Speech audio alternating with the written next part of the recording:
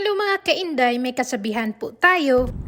Kapag pinaplano, hindi natutuloy. Kaya ang ginawa namin, wala sa plano. We are here now. Hello.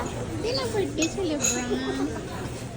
At ito na nga, papasok na tayo sa isang restaurant kasi nga wala sa plano, 'di ba? Kaya dito kami napadpad sa aming paborito. Charot!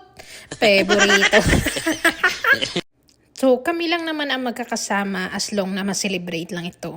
At happy lang. Dara na ta sa konjihan. Nauna na ako dito para magpa-cute-cute. Manginao naman ta. At ito na nga, nakaupo na kaming lahat na naghihintay ng aming orders. Kasi naka-order na rin, so wala kaming magawa, kaya nagkwentuhan. At saka nagbigay ng message sa celebrant namin na maganda.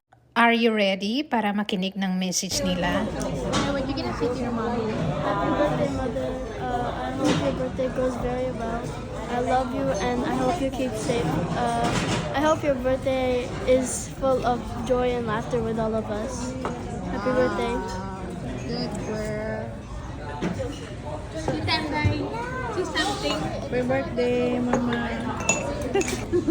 Say something to mommy. Happy birthday, Mother. I love you and I hope your birthday is full of joy.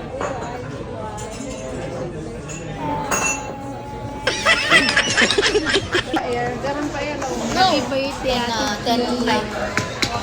Give me, I'll take a picture. Kasi special ito, kaya may special din kaming in order. Happy birthday, Ate G! Uwian na at itutuloy pa ito ha, kaya huwag kayong malis. 1, 2, 3, blow! Go again. What are you doing? It's still.